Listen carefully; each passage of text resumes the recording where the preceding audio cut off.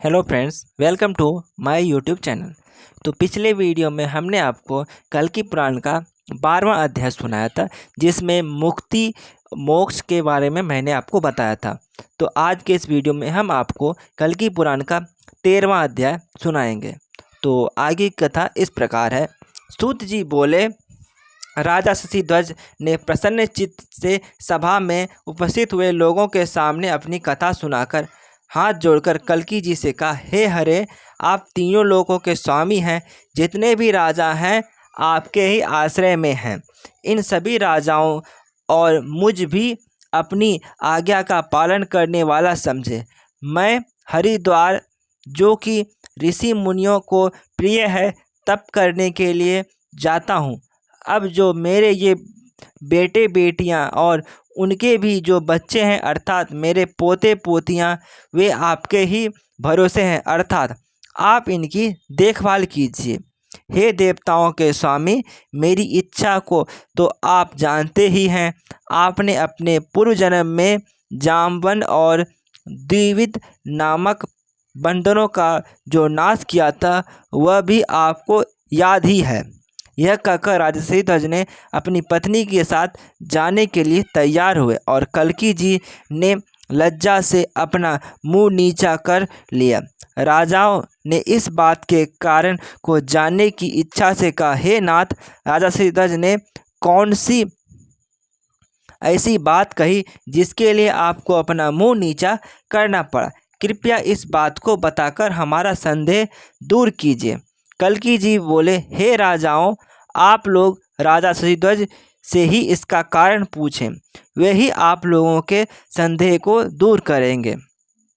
राजा शशिध्वज उत्तम ज्ञानी हैं और मुझ में उनकी गहरी भक्ति है।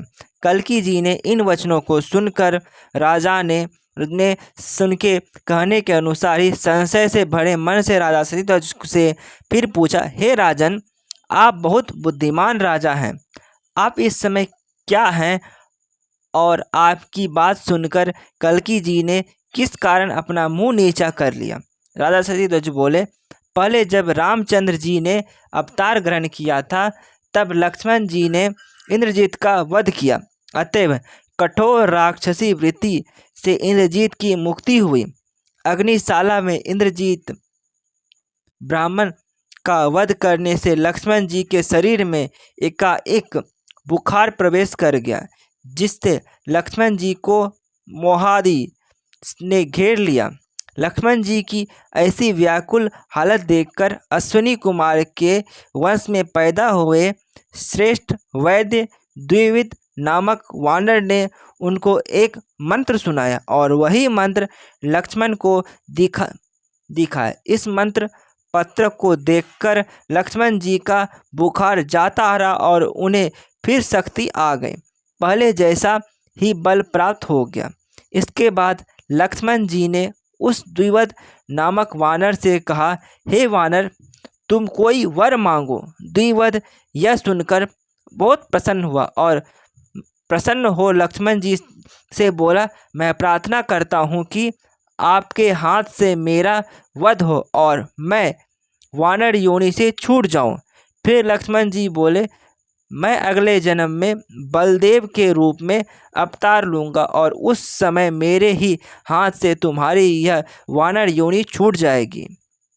वह मंत्र था, समुद्रोत्तर तीरे द्विवेदो नाम वानर, जिसे लिखकर देखने से एकाएक बुखार नष्ट हो जाता है।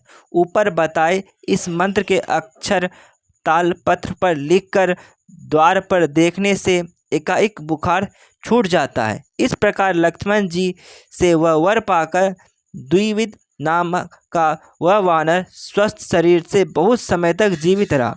बहुत समय के बाद बलदेव जी के अस्त्र से उसने प्राण त्यागे और मोक्ष आध्यात्मिका पद को प्राप्त हुआ।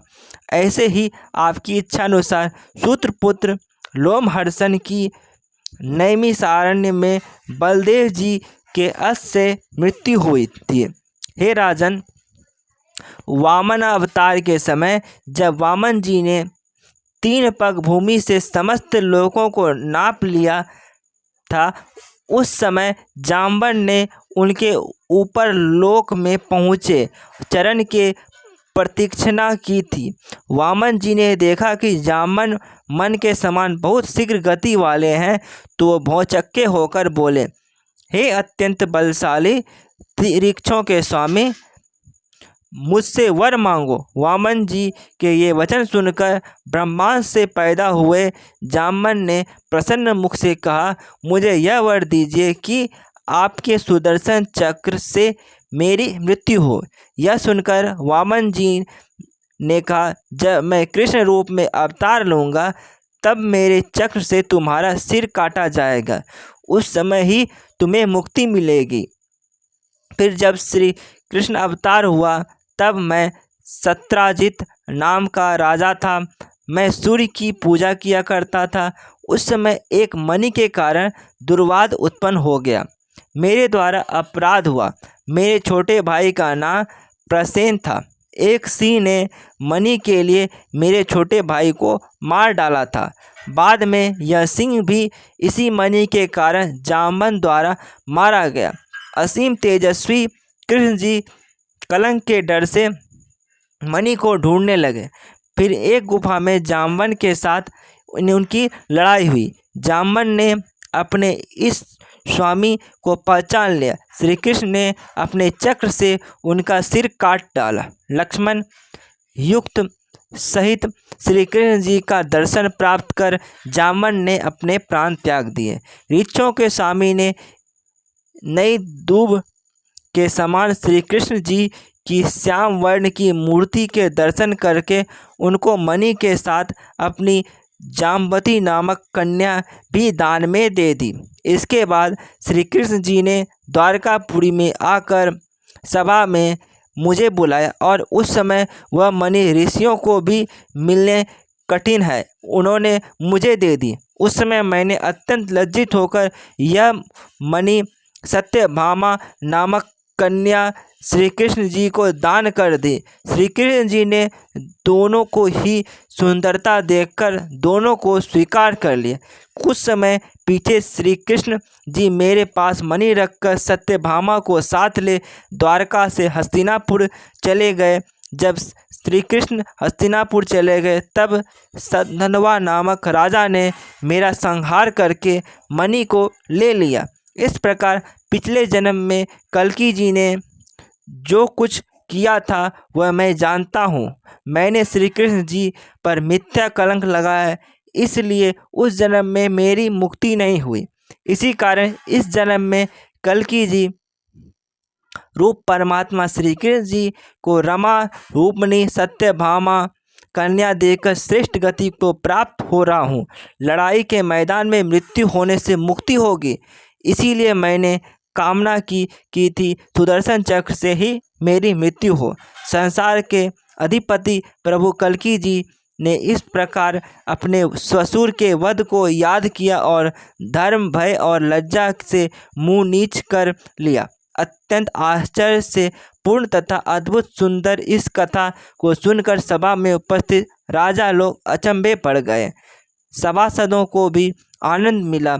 मुनि लोग श्री कल्कि जी के गुणों पर मुग्ध हो गए और श्रीमान राजा शशिध्वज द्वारा कहे गए इस आख्यान को जो सुनता है वह सुखी, धन्य और अत्यंत तेजस्वी होता है, मोक्ष पाता है और फिर उसे जन्म मरण का महान दुख नहीं सहना पड़ता। तो फ्रेंड्स, ये कथा यहीं पे समाप्त होती है। इसकी आगे की कथा मैं आपको अगले वीडियो में सुनाएंगी। Thanks for